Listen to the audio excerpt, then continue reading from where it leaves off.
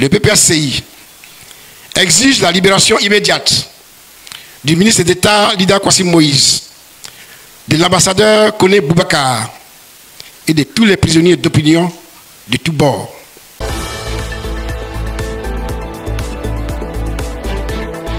Arrestation arbitraire des militants et cadres du parti de Laurent Gbagbo. Le PPACI dénonce une opération d'intimidation à l'approche de la présidentielle. Le Parti des peuples africains Côte d'Ivoire monte au créneau. Lors d'une conférence de presse conjointe animée le dimanche 10 août 2025, au siège du parti du PPACI à Cocody, le président exécutif du parti Danon Djedje et son vice-président Kone Katina ont vivement critiqué l'arrestation et la mise en garde à vue de deux de leurs responsables, Lida Kwasi et Kone Boubacar. Le PPACI dénonce une opération d'intimidation et de répression orchestrée par le pouvoir en place.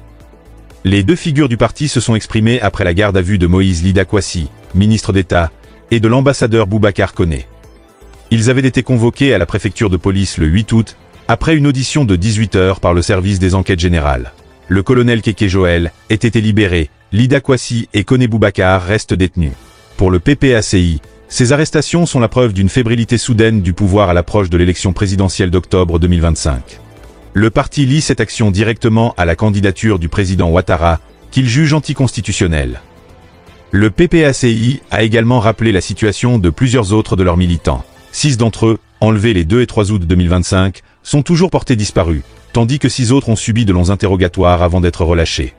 Le parti s'inquiète des conditions de détention de Lida et Kone, les qualifiant de profondément inquiétantes et estimant qu'elles bafouent les droits protégés par nos lois nationales et nos engagements internationaux, a martelé Danon Djedje. En plus de manifester sa solidarité indéfectible, le PPACI a exigé la libération immédiate de Lida Kwasi, de Kone Boubacar et de tous les prisonniers d'opinion en Côte d'Ivoire. Les conférenciers ont rappelé que près de 100 prisonniers politiques seraient actuellement en détention. Face à ce qu'il perçoit comme une dérive autoritaire, le parti a interrogé les intentions du gouvernement. S'agit-il d'étouffer la contestation du 4e mandat, de museler le PPACI pour truquer l'élection, ou de compromettre la transparence et la paix promise? S'est interrogé Kone Katina. Enfin, le PPACI a conclu sa conférence en lançant un appel au dialogue national, jugeant cette démarche essentielle pour garantir des élections crédibles et apaisées.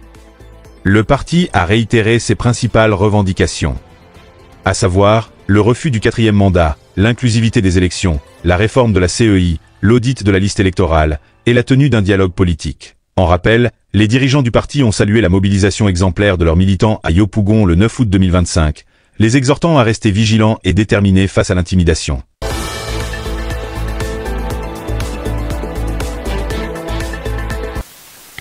Chers amis, à l'approche de la date fatidique de l'élection présidentielle du 25 octobre 2025, et plus particulièrement depuis l'annonce de la candidature anticonstitutionnelle du président Ouattara, une fébrilité soudaine est en train de s'emparer du pouvoir, au point d'engager une opération d'intimidation et de répression avec l'intensification d'un harcèlement judiciaire et politique des militants du PPACI.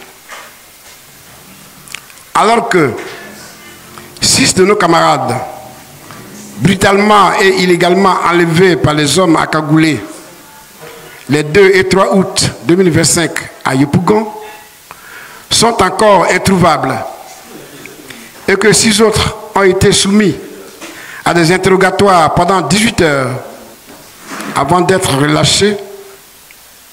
Aujourd'hui encore, pendant que nous préparions la marche de Yopougon, ce sont 3 autres camarades qui sont convoqués à la préfecture de police le vendredi 8 août 2025. Ce sont le ministre d'État Lida Kwasi Moïse, l'ambassadeur Kone Boubacar et le colonel Keke Joël, colonel des douanes. Si le colonel Keke a été libéré le samedi 9 vers 10 heures, au moment où la manifestation de Yopougon se tenait, les 2 autres Les deux autres, je dis bien, c'est-à-dire Lida Kwasi et Kone Boubacar, sont encore en garde à vue, jusqu'à cette heure précise. Ces derniers cités sont des hautes personnalités qui ont servi l'État de Côte d'Ivoire et qui méritent un minimum d'égard. Ce sont deux membres des instances de notre parti, le ministre Lida Kwasi Moïse et l'ambassadeur Kone Boubacar, comme je l'ai dit tantôt, sont placés en garde à vue dans des conditions dont la légalité et la conformité aux garanties constitutionnelles suscitent une profonde inquiétude. Ces pratiques constituent une atteinte grave aux principes fondamentaux inscrits dans notre loi fondamentale et ils bafouent les droits protégés par nos lois nationales et nos engagements internationaux. Le Parti des peuples africains Côte d'Ivoire tient à manifester avec la plus grande fermeté sa solidarité indéfectible à l'égard de ces deux personnalités dont la contribution au renforcement de la démocratie et à la sauvegarde de l'état de droit est largement reconnue. Le PPACI exige la libération immédiate du ministre d'État Lida Kwasi Moïse, de l'ambassadeur Kone Boubacar et de tous les prisonniers d'opinion de tous bords. Ici, je voulais vous préciser que nous avons dans les geôles de l'État de Côte d'Ivoire près de 100 prisonniers détenus depuis très longtemps, qui sont des prisonniers politiques. Alors la question que je me pose ici, vu tout ce qui se déroule autour de nous, pourquoi cette propension à l'humiliation, à l'intimidation, à la répression et à la persécution? Pourquoi? Pourquoi tous ces agissements? Est-ce pour étouffer toutes les contestations en relation avec le 4e mandat anticonstitutionnel du président Ouattara? Est-ce un moyen pour museler le PPACI afin de braquer l'élection présidentielle d'octobre 2025? Est-ce cela l'engagement pris par le chef de l'État pour l'organisation des élections transparentes et paisibles et son propre engagement? La transparence de l'élection présidentielle et la paix sont-elles à ce prix? Ces pratiques sont inquiétantes, d'autant plus que des informations de plus en plus récurrentes font état de la mise sous cloche de tous ceux qui osent porter des voix discordantes à celles du pouvoir.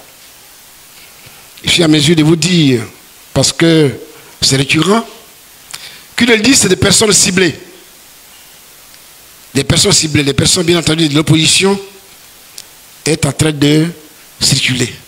Ce sont des rumeurs de plus en plus persistantes. Je dirais même ici, à qui le tour? À qui le tour dès demain? Posons-nous cette question. Chers amis, en lieu et place de la persécution, de l'intimidation, de la répression, le PPACI, à travers son président Laurent Gbagbo, a demandé un dialogue politique au pouvoir depuis le mois de février 2024. 2 courriers ont été adressés au Premier ministre à cet effet, et ce que nous avons récolté, c'est un refus, j'allais dire, méprisant. Un refus méprisant. C'est pourquoi nous disons que pour qu'il y ait véritablement des élections paisibles, transparentes, la seule manière, c'est d'engager dès maintenant un dialogue sincère avec tous les partis qui sont engagés dans la compétition, mais aussi avec la société civile. Chers amis, je vous ai dit tantôt que nous sommes dans une situation délétère, où l'environnement est trouble, où nous sommes persécutés. La seule manière de résulter, c'est de dire à nos camarades de rester vigilants, de ne pas se laisser intimider, d'être focalisés sur l'objectif final que nous sommes donnés. Il s'agit de l'inscription de M. Laurent Gbagbo sur la liste électorale. Il s'agit de sa candidature à bonne et due forme. Donc il s'agit d'élections inclusives. À cela, nous ajoutons toutes nos préoccupations qui concernent l'organisation d'élections justes, transparentes. C'est-à-dire la réforme à profondeur de la CEI, l'audit de la liste électorale, le dialogue, je l'ai indiqué, l'inclusivité d'élections, je l'ai indiqué, mais l'engagement d'une révision de la liste électorale avant les élections de 2025. Notre proposition, notre position sur le 4e mandat, si c'est cela qui doit nous valoir des réprimandes, des répressions, des persécutions, cette position est non négociable. Cette position est non négociable. Nous appelons donc nos militants à la mobilisation pour défendre notre cause, qui est une cause noble et une cause nationale. Chers amis, je vous remercie.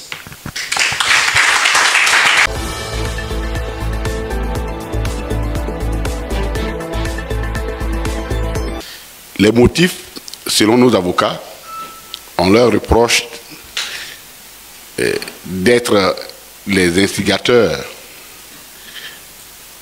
des événements qui ont eu lieu le 1er août à Yopougon et qu'ils auraient été cités par les premières personnes qui ont été arrêtées.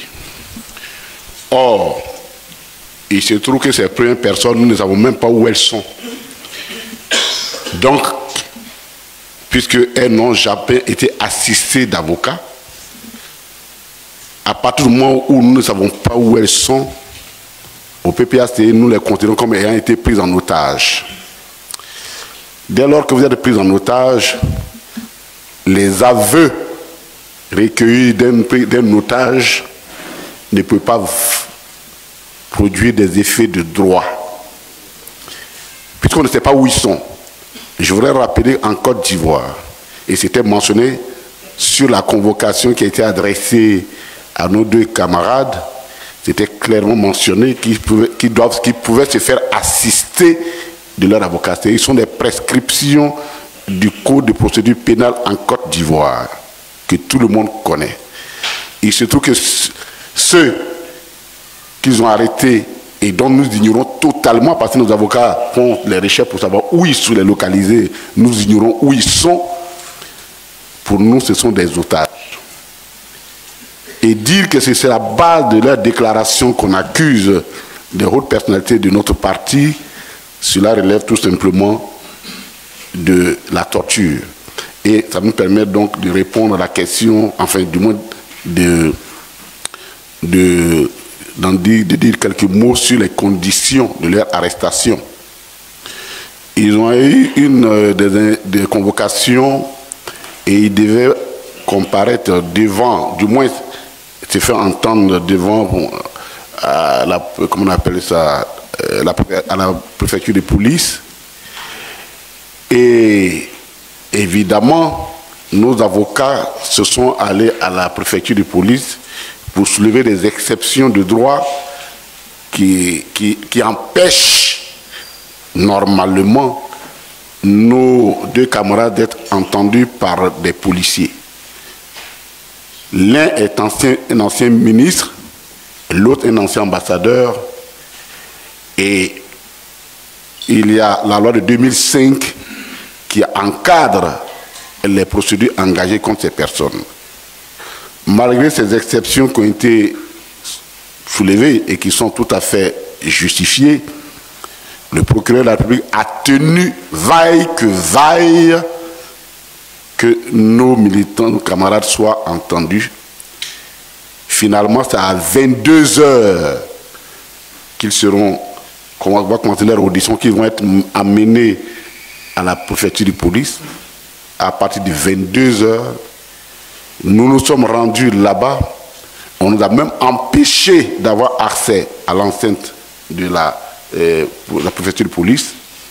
Nous étions une bonne trentaine de cadres qui sont allés rapporter nos soutiens parce qu'on ne convoque pas quelqu'un qui ne va pas à un tribunal la nuit. Donc on s'inquiétait. Qu'est-ce qu'on allait faire d'eux? On nous a même empêché d'avoir accès à la préfecture de police.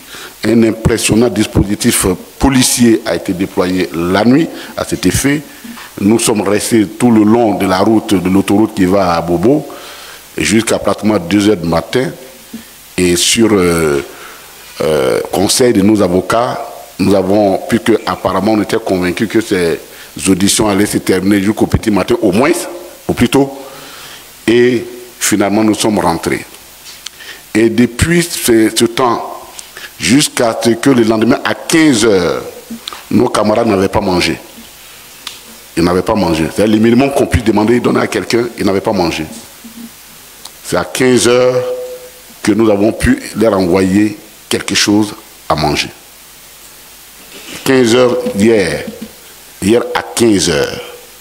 Et donc, de 22 heures jusqu'à 15 heures, ils étaient encore dans ces conditions. Les auditions sont finies vers 17 heures.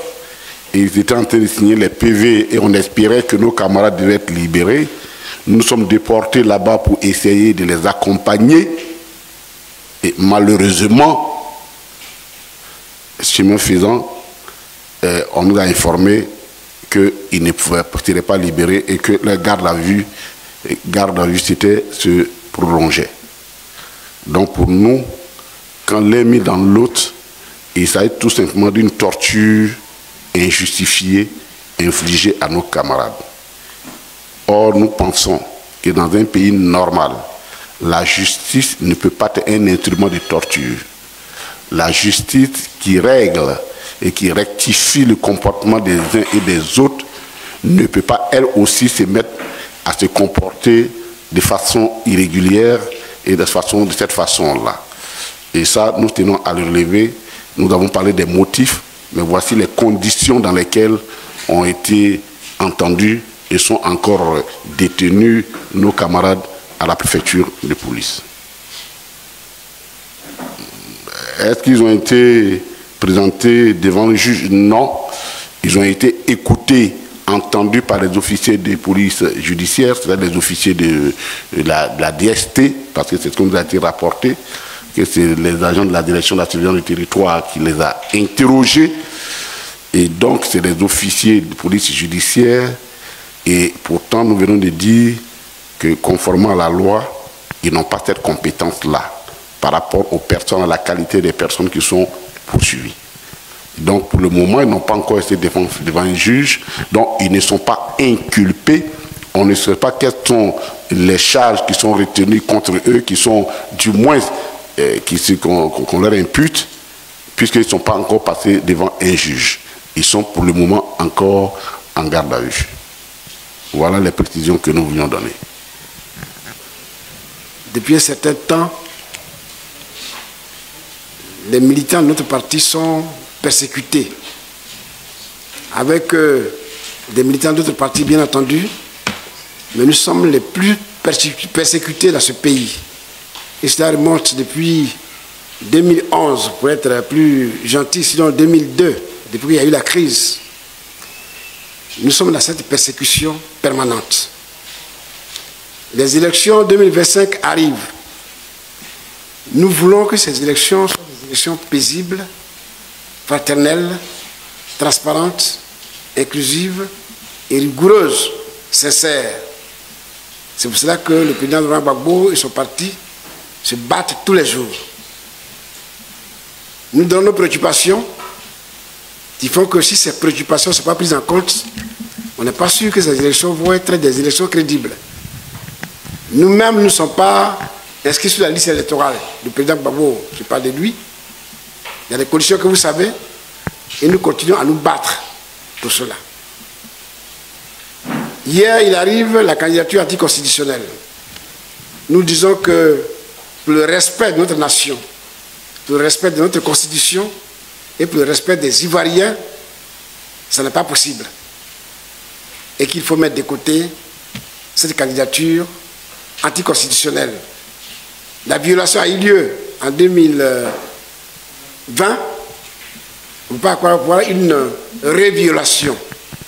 Il est bon qu'aujourd'hui, on s'asseye et qu'on revienne à de meilleurs sentiments pour que les choses se mettent en place tranquillement. Nous avons ajouté à cela toutes nos revendications concernant l'organisation d'élections justes, transparentes, équitables, inclusives, apaisées et crédibles. C'est dans cette vision que nous sommes. C'est pour cela que nous nous battons. Et c'est pour cela que nous continuerons à nous battre. Et quand nous sommes nés de la lutte continuera. Le message, il est lancé, mais c'est de redire à nos camarades qu'il faut être vigilant, il ne faut pas se laisser intimider, il ne faut pas se laisser distraire, il faut être mobilisé. Parce que c'est de notre mobilisation dépendra des résultats que nous voulons avoir, pour la Côte d'Ivoire bien entendu.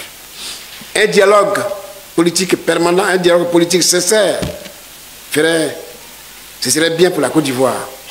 Nous appelons ce dialogue de tous nos voeux et nous pensons que le pouvoir peut l'accepter parce qu'il est de la responsabilité du chef de l'État de créer les conditions pour que la Côte d'Ivoire reste la Côte d'Ivoire, un pays de cohésion, un pays de paix, un pays de dialogue, un pays harmonieux, pour que nous soyons tous dans la perspective d'une nation prospère.